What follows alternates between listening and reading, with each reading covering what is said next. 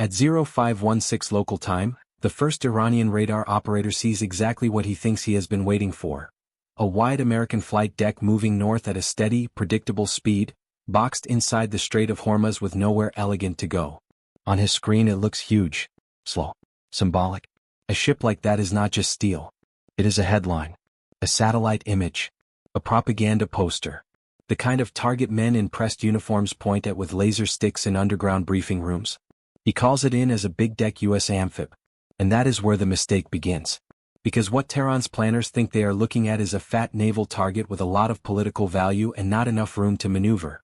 What they are actually looking at is a floating air base carrying Marines, strike fighters, attack helicopters, electronic warfare support, layered escorts, and enough sensors to turn a shallow water ambush into a firing range.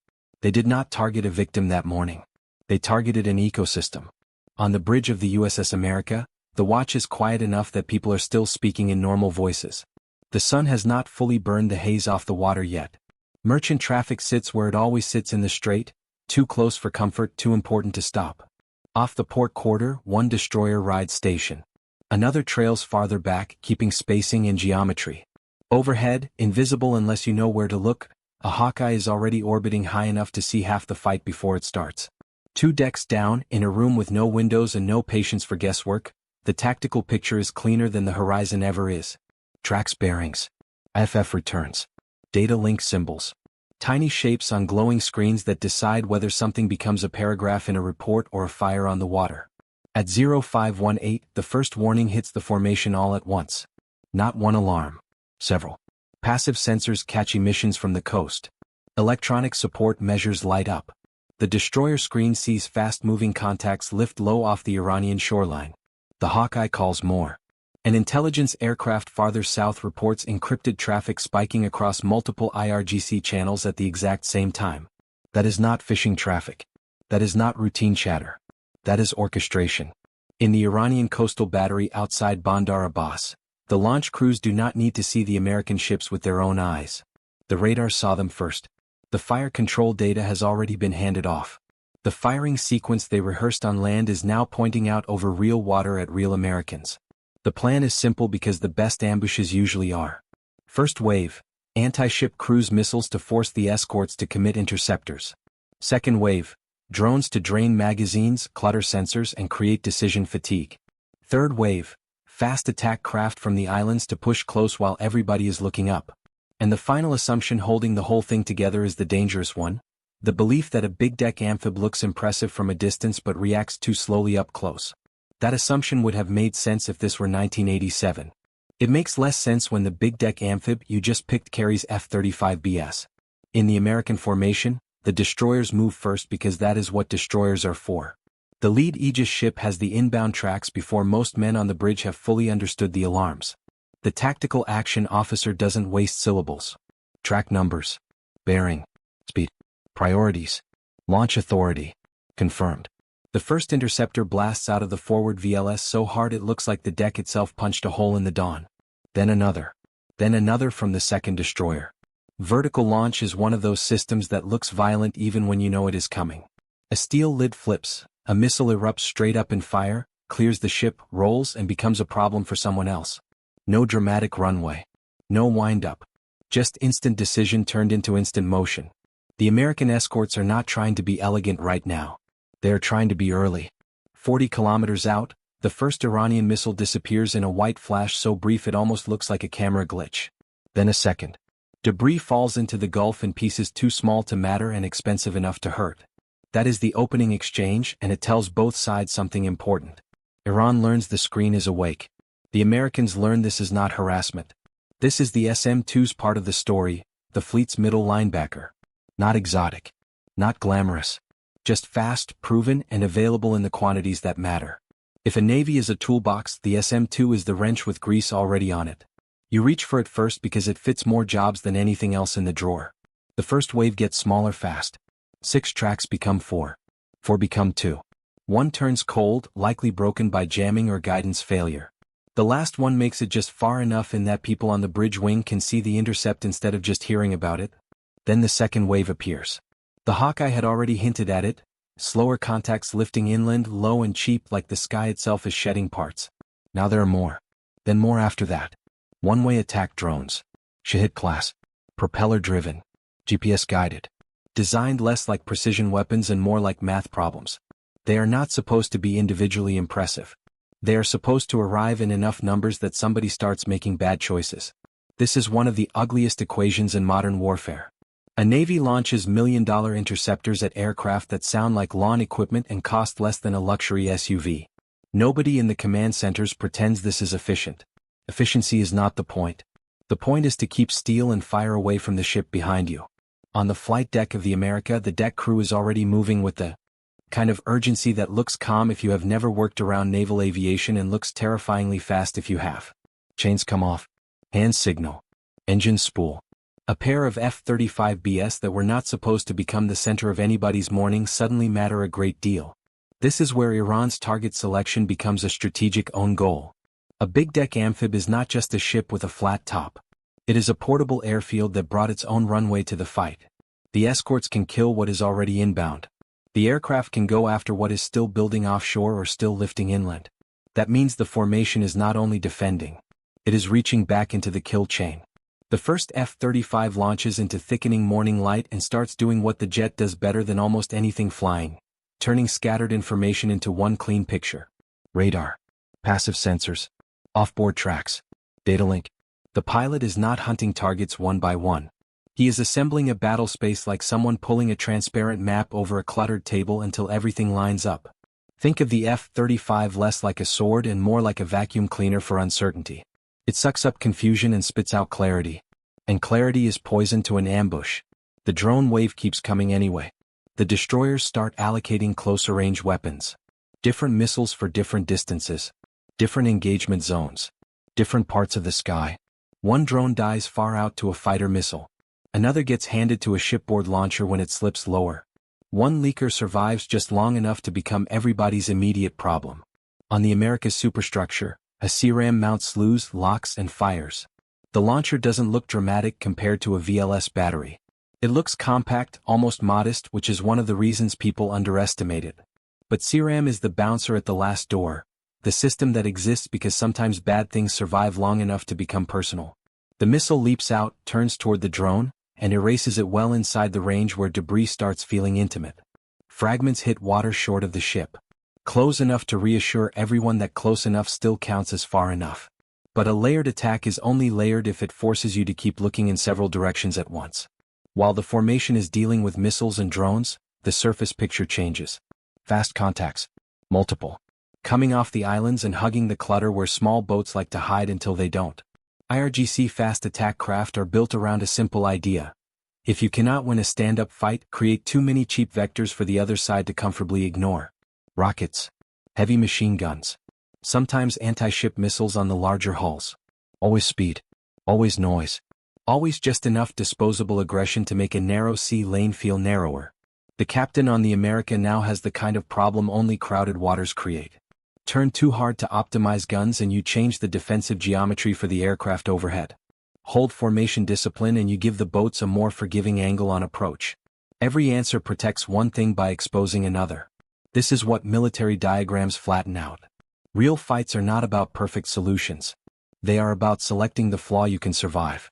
One of the escorts breaks the surface action open first. Its 5-inch gun starts reaching. Farther in, smaller mounts wake up. The boats scatter, weave, reform, and keep coming because small boat doctrine is part aggression and part theater.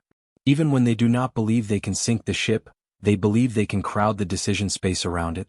And for a few minutes they are right. Above that confusion, the F-35s and Hawkeyes start finding the seams in the Iranian plan. Launch points, radar vehicles, relay nodes, heat signatures where there should not be heat signatures. A shoreline that looked empty at dawn now looks busy in all the wrong ways. The key difference between a ship that merely survives and a ship that turns the table is this. Somebody has to find the hands behind the weapon, not just the weapon itself. The America can do that because it brought aircraft. Back inland, a mobile radar that had been feeding queuing data to the missile batteries goes live for just long enough to help itself get killed. One of the escorts fires on the emission. An F-35 marks the grid. Another aircraft farther back confirms it. Minutes later, precision weapons are already being assigned. That is how modern naval combat gets cruel. Not fast in the cinematic sense. Fast in the administrative sense. A sensor sees you. A network agrees you exist. A shooter receives your address. And somewhere in between, a man who thought he was still hidden becomes a correction to a map. The Iranian boats are closer now, close enough that wake patterns matter. One breaks left, probably trying to draw eyes. Another runs straight. A third hangs back like a quarterback waiting to see which lane opens. From the air, the geometry is obvious. From sea level, it never is. This is where the America's own aviation arm starts cashing in. A pair of attack helicopters launches once the immediate missile lanes are clear enough to deconflict. Not because helicopters are the main event in a missile war. Because against boats, in confined water, with the right support overhead, they are predators. An attack helicopter over a fast boat is a bad joke told with expensive consequences. The Iranian commanders know it too. The moment rotor signatures get reported, one of the surviving boats turns not toward the ship but back toward coastal cover. That move says more than any intercepted radio call. It says they have already understood they picked the wrong prey. They are no longer trying to break the American formation. They are trying to make it inconvenient to chase. But the Americans are not guessing anymore. They are listening. Signals intelligence aircraft south of the strait have been collecting burst transmissions since the first missile launch. As the fast boats turn away, one of them radios a rendezvous point. The signal gets triangulated, then refined, then handed off to aircraft that do not care whether the sender intended to leave a forwarding address. This is one of the least cinematic and most devastating parts of the whole chain. Nobody explodes yet. Nobody even sees the aircraft doing the work. A transmission leaves a radio. Multiple antennas hear it at slightly different times. Software and specialists turn that tiny timing difference into a location. It feels abstract right up until bombs start arriving where the math says they should. A reconnaissance drone finds the cove first. 6 boats would have been better. 4 would have been manageable. The video feed shows 3 damaged survivors making for shelter, crews in a hurry, trucks moving toward them, crates being dragged to the pier, and a coastal air defense belt waking up on the ridgeline behind the inlet. So that is the next problem. Because once the boats tuck under shore defenses, you are not hunting boats anymore. You are solving a layered air defense puzzle with terrain, short-range guns, and mobile missiles. And again, this is where Iran's original target choice becomes catastrophic. Had they struck a smaller American ship in isolation, maybe the response would have stayed defensive. Maybe the target would have been protected but not positioned to launch an immediate combined arms answer. Instead, they took a shot at a ship that carries part of the answer on board. The counterpunch begins with electronic warfare. You can explain jamming in a dozen technical ways, but the cleanest version is this. The radar is trying to look through a window and the jammer decides the window will now be a floodlight. The glass did not break. The room just went white. As escorting aircraft and off-board support blind the radars, the strike package comes in by job description. Fighters for precision attack. Helicopters for boats. Escorts for long-range cover. Every piece doing the part it was designed for, which is exactly why layered American naval power is such a problem in confined seas. It is not one weapon. It is a committee of violent specialists. The first precision strike hits a radar vehicle tucked behind a road cut above the cove. The second takes a missile truck before it can move. Another weapon lands where ammunition has been stacked too close to fuel because haste has a way of punishing itself. Secondary explosions crawl across the shoreline. Now the helicopters have room. They come over the ridge low, quick, and already sorted onto targets. The surviving Iranian boats are not at open water sprint speed anymore. They are trapped in the indecision space between pier cover and sea escape, which is exactly where helicopters like to find them. The first missile leaves the rail and goes for the lead boat. People who have never watched a helicopter-launched missile hit a fast attack craft usually assume the boat just burst. It is uglier than that. The strike lands at the waterline or engine compartment and the whole hull seems to lose confidence at once. Speed dies. Fire starts where machines should not burn. Men jump because staying aboard stops making sense faster than thought can catch up. Another boat tries to run south out of the cove and straight into the angle covered by another aircraft. That one dies farther from shore, burning in a widening slick. A third tries the oldest trick in the book. Hug the clutter, get close to hard background, force the shooter to discriminate. It works better against humans than against modern sensors. The missile sees enough. The boat becomes fragments and a short-lived column of smoke. From overhead, the cove goes from rearm point to scrapyard in minutes. And that is the real strategic lesson of the morning. Iran's whole ambush concept depended on compressing the American decision cycle until the formation could no longer sort priorities cleanly. Missiles from one direction. Drones from another. Fast boats from the clutter. Maybe a lucky hit. Maybe just enough pressure to claim the strait was effectively closed. Instead, the opposite happened. By choosing a ship whose value was visible but whose full capability was not, they triggered the exact kind of response architecture they were least equipped to survive. The escorts handled the first problem. The aircraft exposed the second. The network found the retreat. The counterstrike killed the follow-on force before it could reload for round 2. That is what wrong ship means here. Not that the ship was invulnerable. Nothing at sea is. Not that the Americans got lucky. Luck always rents a room in combat. It means Iran built a plan around silhouette and symbolism and forgot to account for composition. A big-deck U.S. warship is never just hull and tonnage. It is what it carries. What it launches. What it links to. What it can summon. What it survives long enough to send back. By late morning, merchant traffic is still moving through the strait. The wake patterns are ugly. The nerves are worse. But the lane is open. Somewhere on the Iranian side, a commander now has to explain how an operation meant to bloody an American capital ship ended with burned launchers, dead boats, spent missiles, and U.S. aircraft orbiting overhead like the day still belongs to them. And that is the part the posters never show. Everybody loves the first frame of an ambush. Radar contact. Orders shouted. Missiles lifting off rails. It looks decisive. Feels like initiative. What matters is the last frame. The last frame is a U.S. amphibious assault ship still moving, escorts still screening, aircraft still launching, and the force that tried to make a statement now reduced to smoke on a shoreline and a lesson written in wreckage. Iran wanted a spectacle. What it got was a tutorial. It targeted the wrong U.S. ship in the wrong water under the wrong sky against the wrong network. And by the time they figured that out, the fight had already moved from the strait to their pier.